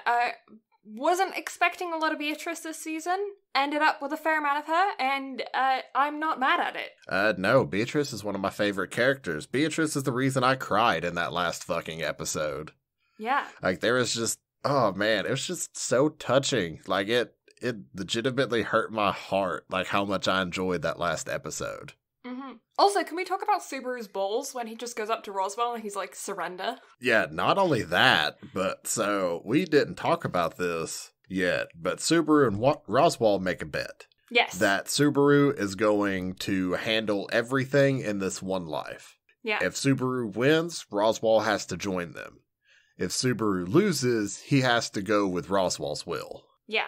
That's a scary thought. Yeah, and that's established in episode 1. Mm-hmm. And so, like, the stakes are high in this one. Yeah, it kind of changed the rules again. I know we talked about that last podcast episode, about rules changing, but this one did it in a much better way, because it didn't just change rules randomly. This changed rules for a reason. Well, I mean, because Subaru had already set it in his mind to stop relying on return by death. Yes. But I think a lot of that honestly started in the first episode of the second cour, or the first episode of the second season, whenever he realized he could not save Rim no matter how many times he reset. Yeah. So he knew he had to kind of figure it out. However, this, I believe, was Subaru's like biggest moment of character growth whenever he made a bet that he could do all this in one life. I was like, oh, okay, you go, boy. Mm-hmm. Yeah. I don't know. It was very difficult to digest when it happened, because it's one of those things where you're like, in the back of your mind, you kind of rely on his return by death to save the characters. Mm-hmm. And because, I mean, that's the way that it's been all through season 1. It's like when shit hits the fan, it's okay, because he can just return by death. Mm-hmm. And they tease you so many times. Mm-hmm. It's like, oh, you know, are they going to return? Is he going to return? Is he going to return? And then he does, you know? Yeah, but to see like the physical toll that takes on him too, because you literally see him go mad in the first season, and then to finally see the repercussions of that during the last season and the more information you get in the light novels. Yeah. It kind of gives you insight as to why he doesn't want to rely on it anymore. Yeah, well, I mean, PTSD. Major PTSD. Yeah, like it's insane. And so it was unreasonable and impossible for him to continue relying on that. But then that means that this cour, if somebody dies, they die. Mm-hmm. There is no reset because Subaru isn't going to, like, he can't reset. Mm-hmm. And then we find out in the very last episode just how dire losing a contract is. Oh, yeah. And so this cour was, you didn't have that safety net, which made it scarier, but also so much more satisfying. Also, can we just take into account about how 25 episodes still took place in a span of 3 days? Yeah. But how the first cour was 3 days multiple times, the second cour was 3 days once. Yeah. That's a lot to happen. Also, I feel like daytime and nighttime fell more times than 3, but I'm not going to be picky this time. Oh, I did spot one animation error. Oh? Yeah, it was a tiny thing that I was so pleased that I spotted, because it's one of those things where you're just like, oh, that's like a little Easter egg. Oh? So in the final part of episode 12, last episode, where Subaru and Amelia are on the balcony, Subaru has a wine glass next to him when they're facing out, and you're looking at their backs. Mm-hmm. And then at the very end, where you're facing them forward and there's the mansion in the background, the wine glass has mysteriously disappeared. Maybe he just yeeted it off the balcony. That's what I was thinking about, and it was making me laugh while watching the anime. I was like, he just was talking to Amelia, being all romantic, picks up the wine glass and just yeets it. That sounds like a very Subaru thing to do. Yeah, so that was making me laugh while I was watching a supposed to be romantic scene, and I was just chuckling to myself because I was imagining him just tossing the wine glass off the edge. You see, I couldn't knocking it off with his elbow and then try to play it off cool. That's the most Subaru thing that could happen. Although, I don't know, I found that last, bit satisfying, but it wasn't, I don't know, I didn't get all gushy over it. I feel like I got all my gush out in episode 3 with that kiss. Yeah. Everything else that happened, I was much more intrigued with the whole Beatrice stuff than anything. Excuse me while I choke. Yeah, don't choke. I appreciate your friendship, and I don't want you to die. Yeah, I feel like the end of episode 12 was kind of more of a cush. It's just like a big ol' hug to end off the season, as opposed to here are some emotions. I mean, I think they kind of wanted us to forget about everything else, because they don't know when they're going to... Because at this point, no third season has been announced, and I think it's because White Fox is working on The Devil's a Part-Timer Season 2. Yeah. So, they haven't announced anything, so I think they wanted to give us a good enough ending to where people aren't just going to be demanding a Season 3. Mm-hmm. Unless you're Brad and you want Rem to be brought back, to which case, fix it now. I'll have to pitch a cosplay of Ram and Rem to the twins. Yes. You can say, you should go as Amelia and I can go as Puck. And then I was like, oh, wait. I still want you to go as Dobby from Harry Potter. I think that'd be hilarious. Tall Dobby. Yeah, it's just a giant Dobby. And it would be so cheap. All I'd have to do is get somebody to, like, clay up my ears. And your nose, yeah. Yeah, that would be it. Like, everything else, I just had to find a giant fucking, like, beige pillowcase. The bedsheet, yeah. Yeah. But where do we get to? We got to Ryuzu sacrificing herself for the sanctuary, and Beatrice, Roswell, and Echidna, and, oh yeah, I wrote down on my notes, I've never loved another woman in 400 years bullshit. So much bullshit. But then, bullshit. Let's talk about this motherfucker that rolls up in the flashback with Ryuzu and Beatrice, who, like, takes Roswell to town. Yeah, random wasn't okay. And he seemed young. He's literally only mentioned in that one episode, never mentioned again. Now, granted, you have Pandora, who shows up in this season, who the fuck is she? Mm-hmm. Wasn't she called, like, the, like, Witch of Vanity or some shit? Oh, yes. Which means Vanity. There are some witches that aren't even the 7 deadly sins. Yeah. Which makes no sense. Also, isn't Vanity and Envy basically close to the same shit? Well, Vanity killed Amelia's aunt. Yes. Yeah. Or technically, Betelgeuse killed Amelia's aunt. Yeah. That was sadness. That was so sad. Oh. Also, that makes me... One thing that isn't explained is after that, like, I really wanted to see some sort of...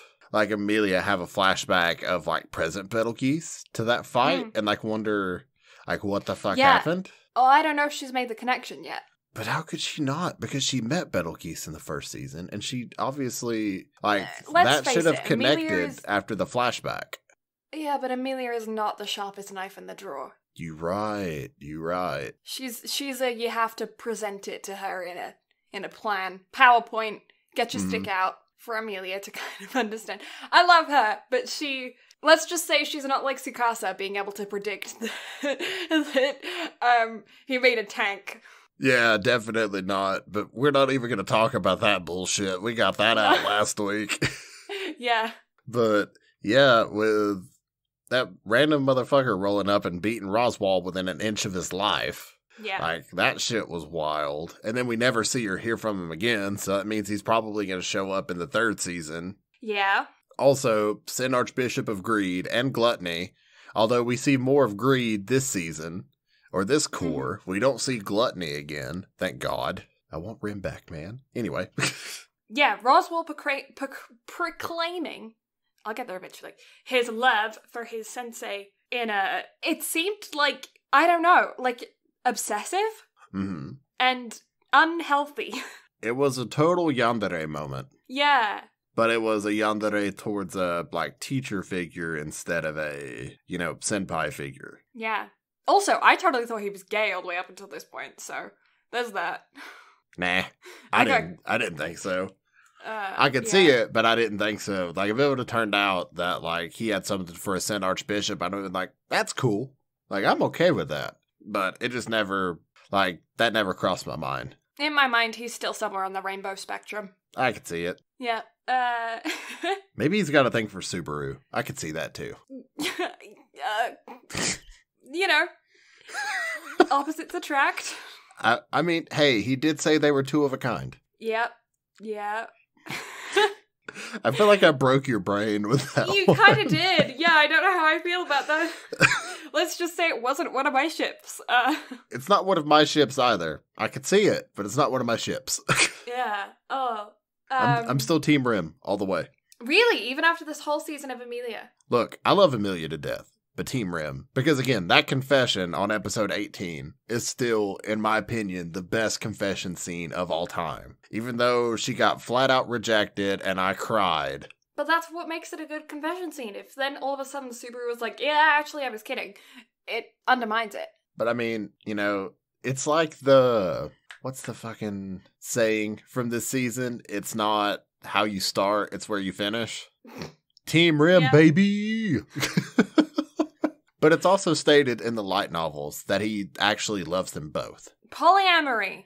But in the end, only one, I think. Rem and Amelia should get together. Screw Subaru. Yes, I can ship that too. Yeah.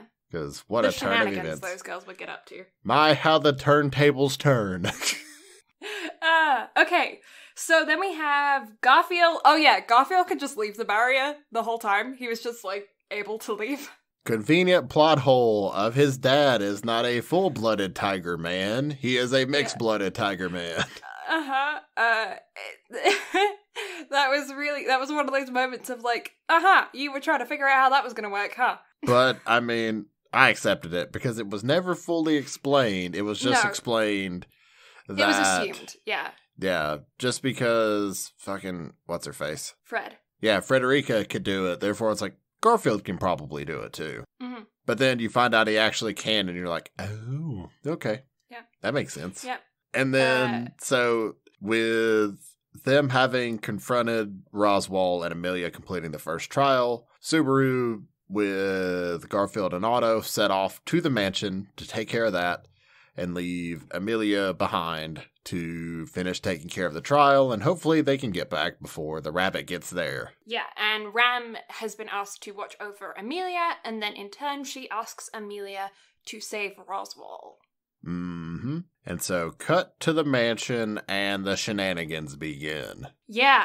Oh, we also do see Puck and Ram versus Roswell. It's, like, established in episode 8, but it doesn't actually happen until later. I think it's episode 10 is when that happens, right? And then we get a sibling reunion over the Vowel Hunter. That was that was kind of a touching moment until they're like, oh shit, we gotta fight this bitch. Yeah, so I did some quick maths about this, because they had been separated for 10 years, and Garfield is 14, so he was 4 when Fred left. Which meant that his moment of being like, I got my strength because I was running through the forest with you, Fred, was him as a 4-year-old. But I mean... 3 years old, running through the forest. Yeah, that's not how you got your strength. It might be mentally how you got your strength, but physically, nah. Look, man, it's a lot of mental fortitude, anime bullshit, and also he's half beast man, or like quarter beast man. Mm-hmm. So, through the power of anime bullshit, it works. Yeah. I put Fred at like 19. I was going to say like 19 or 20. Yeah, that's kind of where I had her as well, being like 9 or 10 when she left. Yeah. I mean, judging by, human being size at, whenever all that happened, I could see it. Mm-hmm. But then again, you can't go off of human being size whenever, you have shows like Your Lie in April that like fucks up people sizing. Yeah, just anime in general. It's like, oh yeah, this is your main hero. And you're like, oh cool, he is a high schooler. And it's like, oh no, he's in his first year of middle school. And then you have a lolly over there that's 1,000 years old. Yeah, like, frickin' Ryuzu. Fantastic or Beatrice. Example. Yeah, or Beatrice, yeah. Oh, she's a spirit, so, well, I mean, Ryuzu is... Yeah, they're What is all Ryuzu? spirits. She's a spirit? Yeah. But she is... Because I think the original Ryuzu was a spirit, but then the Ryuzus that we know are clones of spirits. Yeah. Which doesn't make sense, because why would you want to clone a spirit? Why not just make more spirits? I don't know. This is getting too big brain. Too big brain. Yeah, so then in episode 9, we have the mansion fight. And boy, oh boy, is it a good fight. Like, this is where you kind of start, like, chewing on your fingernails over who's gonna die. Yeah, it was pretty cool to see Garfield be like, hey, step back, Fred, I got this. And Fred be like, you're so tiny. And him be like, you're so big. That made me laugh. It was good chuckles. It was good chuckles. Also, can we just talk about having a hippo just smoosh? Oh my god, yeah, he just twisted the head off it. Yep. And then then it became a pancake. It pancaked. Elsa got pancaked. Yeah, Elsa got pancaked real hard. Also, we still don't know if this bitch is dead or not. No, yeah, because she regenerates, but she was bleeding because he just bit a chunk out of her. I mean, yeah, he did bite out her carotid artery. Yeah. However, and she did get smooshed by a giant hippo about the size of the mansion. Also, can we talk? Hippo. Yeah, can we talk about the strength of this 14-year-old beast child? Yeah, he lifted a giant headless hippo. Also, can we talk about how that hippo will never be able to play Hungry Hungry Hippo again? No, he doesn't have a head. No more. It got twisted up. I can't get over this. He just twisted it like a freaking bottle of water. He just took the lid off. You're right. Also, the mansion is set on fire because while they were trying to deal with the giant mall beast dog, Otto got the bright idea. He sacrificed his good oil. He did. However, Otto got the bright idea of while there are candles and everything else going on to yeet oil at it. Yeah. Thinking that it would just burn the mall beast, not thinking that it would also get on everything else around it whenever you bust a jar of oil. Mm-hmm. Burns and then while this is all happening down. As well, the villagers also proclaim their support for Amelia after she passes the second trial, and then in episode 9, and then in episode 10 she passes the third trial as well. So those trials happen pretty quick. And then episode 10 also takes place with the fight between Ram, Puck, and Roswell. Mm-hmm. And Ram destroys the book. Yeah, Ram destroys the Tome of Wisdom, which causes Roswell to snap, and what we assume, by the way the episode ends, Roswell killing her. Yes, yeah, I put possibly dies, ? In my notes. But no one can die during this cour, because there's no resets. Yeah, which is why I put possibly in there, because I was like, probably not. But yeah, Elsa gets popped like a grape. Oh my god, that was gross. And then Subaru, while all this is going on, Subaru is desperately trying to hunt down Beatrice, and Beatrice just keeps rejecting his ass. Yeah, well, because he's a big idiot that stuck his foot in his mouth. Well, I mean, here's the thing. Subaru did the right thing with what he was doing. Because Beatrice was the whole time just telling him every time he showed up, she's like, just tell me that you're that person and I will go with you. And he's like, no, because I'm not that person. She's like, fine, get the fuck out, and yeets him out by her magical force abilities. Mm-hmm. And so Subaru pulls an Elsa and just starts yeeting open all the doors until he finds her, until he's out of options. Yes. And then he remembers the time whenever he went to the basement in the first season and got turned into a popsicle. Yeah. But he still manages to persevere into the final room at the Forbidden Library, and they finally have their nice little moment. Yes.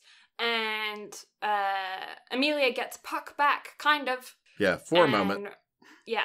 Roswell is a mopey bitch. Roswell is a very mopey bitch because he is very conflicted about everything. We find out that the Roswell of today is also the Roswell of 400 years ago. He has managed the version of cloning, but instead of like actually cloning himself, he's just passing his soul off from one to another. Yes. So Roswell is a very mopey bitch. However, we also find out the reason Ram has been by Roswell's side the whole time is because Roswell is part of the witches cult that, you know, destroyed her and Rem's home. So therefore she wants revenge, and she swore revenge from the very beginning to kill his ass. Yeah.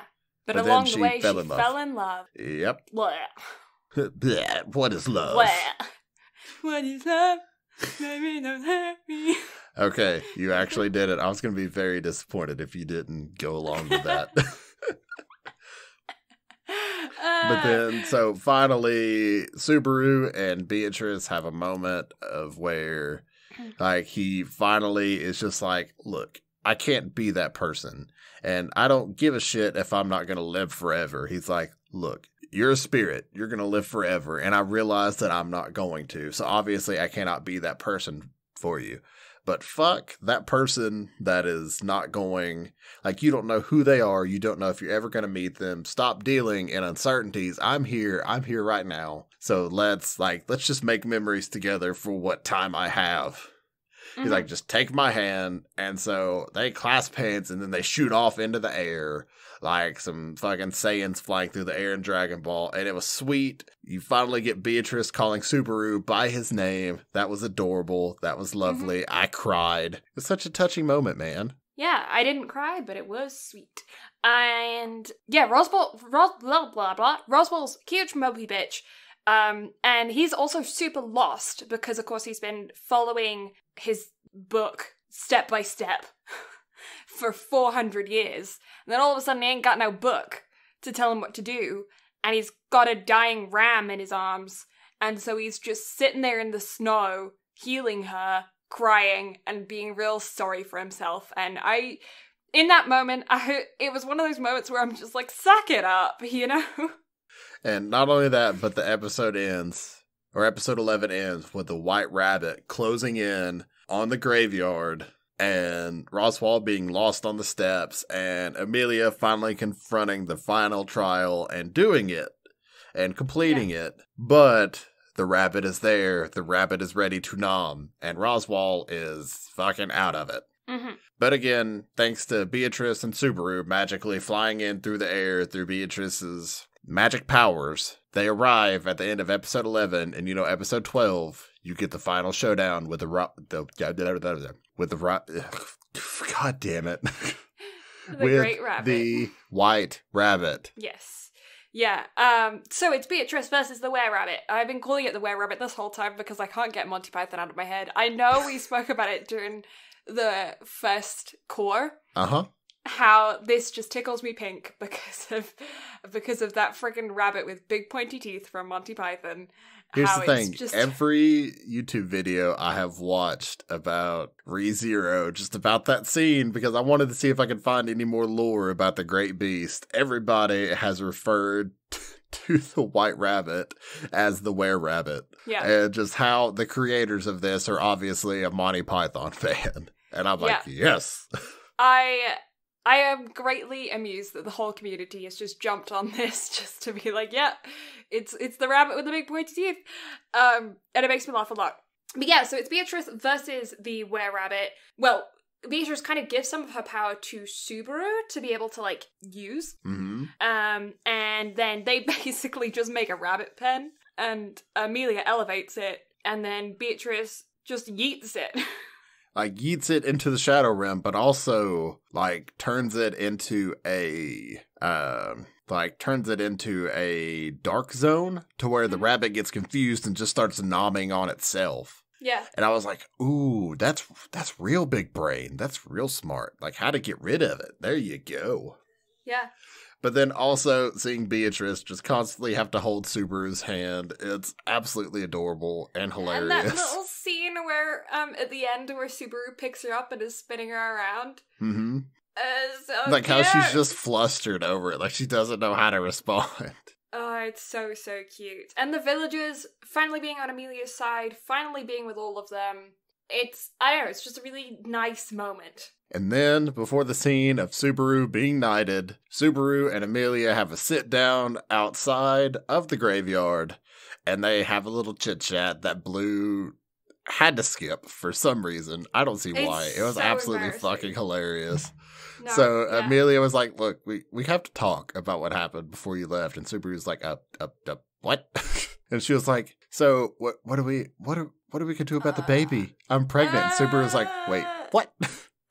Then she's like, yeah, from the kiss. That's how babies get born. And Subaru's like, God damn it, Puck. I don't understand how you don't find this embarrassing. This it's is hilarious. So embarrassing. It's so funny because it's the most Amelia thing possible. It's so embarrassing. If any other character had done it, I would have found it absolutely embarrassing. But because it was Amelia and it fit her character to a T because of how innocent she is, it was absolutely hilarious. No, couldn't do it. Not embarrassing in the slightest. I watched this scene twice. I literally finished the show a week ago and rewatched all 50 episodes this week. Not a bit of that was embarrassing. Yes, it was. It was awful. It was so bad. It was not. But also, you have lost your mind. Distraction methods. Can we talk about Beatrice slapping Roswell with a shoe? Yes. And so, once all that is said and done, you get a pseudo interrogation scene of all of them just slapping the shit out of Roswell. Yeah, before that, there was a scene with Beatrice and Roswell at the grave, where they were talking about, this is when Beatrice actually finds out that Roswell is the original Roswell, and she slaps him with a shoe. Yep. And then later on, there's a scene with all of them together, beating the shit out of Roswell. Oh yeah, they take some punches. Otto beats the fuck out of him. Yeah. Oh, and then can we talk about the scene whenever Subaru and Garfield were fighting, and Garfield just throws a haymaker and Subaru just no-sells it. Not only does he no-sells it, he spits out a tooth and smiles. Yep. Before he uses invisible providence, like, this man took a, like, haymaker from a beast child. The beast child that lifted a headless hippo. Yes.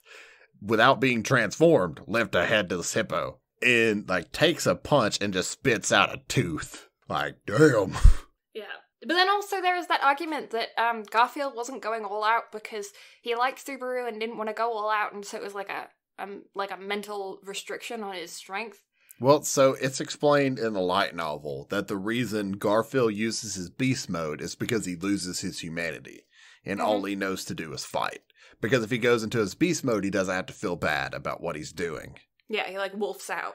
Yeah, exactly. But except he's a, so yeah, he you a get tiger? Tiger's out. Yes. It doesn't work as well, does it? No. Also, just the fact that I started calling it beast mode humors me. Beast mode. But then, yeah, you have the scene of all of them just taking turns beating the shit out of Roswell. And then Amelia is just like, everybody is like ready, like they've already said, like they're ready to move on. And Amelia steps up and she's like, no, after all of this, Roswell, you still need to apologize. Yeah, you haven't done the most important thing yet. You haven't said you're sorry. And then we also learn about Roswell's oath seal. And this is where we finally get to learn the repercussions of the bet. So Roswell, on the pain of death, we assume, or some sort of like great tragedy that could, it's either his death or I think he goes to like purgatory or some shit. If he turns to dust. Yeah, like he is absolutely obliterated if he breaks his promise to stay on their side from this point forward. Like he cannot double cross them at all. Yeah, and he's got like a Full Metal Alchemist style seal on his chest. Yep. Yeah, it's if he if he injures, I think that's what it is specifically, if he hurts anybody in that room. Or I think if it's any ally of Subaru. Sure, yeah. Per their agreement. Yeah. Some shit like that. Mm-hmm. And then you get a scene at the, like, Roswell's cousins because they couldn't use the mansion because obviously it burned to the ground. I hope they rebuild it as like a shack. It's like, God, I hope it's a shack. That would be hilarious. Anyway, that's just me bullshitting at this point. But so you get a scene and you get to see Subaru being knighted by Amelia. And then you see a conversation between Amelia and Subaru. And they're like, look, once this ceremony's over and all that, we need to talk. And we don't get the talk. No, yeah. Also, there's a moment before Subaru is knighted where Roswell and Subaru have a quick chat where Roswell basically says that his mission isn't over. He's still trying to resurrect his teacher, but he's now going to do it by basically watching Subaru and seeing how he does his shit. Mm-hmm. And then, yeah, then there's the balcony scene with the magically disappearing glass. Yep. Which is weird because I didn't notice that in particular, but I did notice something was missing. Yeah, like something about that, like, second scene, like, threw me for a loop, but I couldn't figure out what it was. So I'm glad you pointed out it was the wine glass because that puts my heart at ease. Yeah. Because I remember watching it both times through and thinking something is off here, but I didn't notice what it was. So that explains it. That's what that is. That puts my heart at ease. Mm-hmm. It was one of those moments where I watched it and I was like, yes, I spotted it, you know? You noticed it before I did. All I noticed was something was off. Yeah. So, 10 points to Slytherin. Well, because I remember them, they had a conversation on the balcony where Amelia was like, are you drunk? And Subaru was like, no, I'm not drunk. And that's when I spotted the wine glass, because they were talking about, because Subaru was like, I don't drink. And then they were joking about that. And so then I was looking at the wine glass to try to see what was in it, and there was nothing in it. It was empty glass. Then it was gone. And then it was gone. And I was like, where'd it go? And then I was laughing to myself because of imagining him, like, knocking it off and then being like, yeah, so that conversation that we were going to have, Amelia? And then can we talk about Amelia picking up Subaru's mannerisms whenever she meets Echidna? Yeah. I love that. That was great. Yeah. Yeah, the promise of the tea party in the future was cute. It was. Because it's like Amelia grew on Echidna, just like Amelia grew on all of us. Yeah. She's like a mold. Yeah. But not really. Like, Amelia was great this season. Like, I can definitely ship her with Subaru more now. Mm-hmm. But that's mainly because, who's that maid again? Yeah. It's like the oldest trope in anime right now. It's just saying, who's Rem? Yeah, well, I mean, it was kind of the opposite previously, wasn't it? Where we had Amelia kind of away for a good chunk of time, and Subaru was pining over this girl that wasn't in the anime. And we had Rem, and then now it's the opposite, Well, I mean, because we saw Rem grow in the first season, while Amelia was still very one-dimensional. Yes. But still, I know a lot of people that watched it from the first season on, and they were Team Amelia the whole way through, and I get it, because that's who the main character is going to be with. So, yeah, I mean, of course it makes sense, because that's obviously the given path, so of course that's where it's going to go. And you have to admit that she made a very striking first impression. You could say Subaru got the point from their first meeting. Yeah. But yeah, we're being idiots. Yep. What's new? Yeah, that's it though. That's a wrap. So with all that being said and done, what do you rate it? Ooh, I think I'm gonna give it a 9. Really? Yeah, I don't know. I had a really good time watching it. It was chill. It was fun. It kept my ADHD at bay, which is great. Love that. Wanted more OP and ED, which is rare for me to say. It's me. I can agree. Yeah. Like, I definitely wanted more OP and ED, but the OP and ED were bangers. Yeah. I enjoyed it. Also, the reason they waited so late on the OP was because it would have spoiled things, which I can appreciate, because how many times have we watched OPs and EDs that have spoiled shit about the animes that they're a part of from episode 1 on? Counterpoint. ReZero has a history of playing OPs without showing OPs. Which is fine, because I appreciate the music backing, especially throughout this core of how it's used prior OPs and EDs at very tasteful moments. Like, they perfectly fit what was going on, to which I was like, fuck yes. Like, that is excellent reuse of stuff. It's not like Dr. Stone, where on the last episode of the second core, they bring back the original OP from the first core. Like, no. Like, they keep doing it, but it's at ideal moments to where you're like, yes! Yeah, Food Wars did that really well as well. It did, and I just love throwbacks like that, and so the fact that it's already including it, but including it at perfect times, like, it just goes to show the amount of thought and effort that White Fox is going into, to where, like, it's just, again, like, ReZero is unlike any isekai that I have ever watched and probably will ever watch. Oh, that was my one point. The scene where Roswell got beat the shit out of and then was, like, going to apologize, there was a lot of time where he was talking and he was explaining himself, and, like, it was supposed to be emotional, but his face was really swollen. And I couldn't take him seriously. Anime trope. Yeah. But again, we had already been through, like, all of the serious stuff at that point, though. Yeah. I don't know, though. I feel like it was still supposed to be kind of more of a serious moment. Like, the jokes were kind of done for a bit, then it was serious, and then the jokes picked back up again. And I feel like, because they took away his swelling when he specifically apologized, you see him bow, I feel like they should have taken away his swelling when they were discussing the seal as well, in my personal opinion, because I was just giggling at his swollen face the whole time and wasn't really paying attention to the words that he was saying. Maybe that's just me, I have a bad attention span. We all know this. I mean, I don't, like, even though it was a very serious conversation, like, it still wasn't necessarily, like, I don't think it was detracting from it by having his face swollen or anything like that, because that sort of quick healing out of a wizard, like, he's not Elsa, although he is, like, a grand wizard or some shit. Like, yeah, but then he's still not a vampire. Took it away for the bow, which is why I'm like, if you're going to take it away more time for healing, you know? It was like 3 seconds. Also, harder to animate at that angle. Well, I feel like they should have... They should have taken it away from the serious part, or kept it all the way through. That was my point, because I found it distracting, because I have ADHD, and I was like, his face is swollen, and all I could think about for the entire time was that his face was swollen, until it wasn't swollen anymore, and then all I could think about was the fact that it wasn't swollen anymore, when I should have been paying attention to the episode. So, that's my point. See, all I can sit here and think is that if we actually sat down and recorded this in a studio together, you would probably just be chucking shit at me. I would have been. I would have just thrown pillows and stuffies and plushes and pop figurines. They're kind of a bit hard, though. I probably wouldn't throw those. I'd throw those around you. It's just to scare me. Just to deter me. It's a deterrent. It's a deterrent, yeah. Oh, man. Do I even need to announce my score on this one? No, it's 10 out of 10. Oh, 100%. Yeah. It's just, I have no faults with this. There's a reason it sits at the top of Your my... tender choke? I haven't had water in a minute, so that's probably it. My throat's dry. I've talked a lot this episode. Look at me go. Look at you go. But, I mean, it sits at the top of my isekai pedestal for a reason, and it's just because it keeps you invested. Like, there was not a single point in this where I lost focus on anything.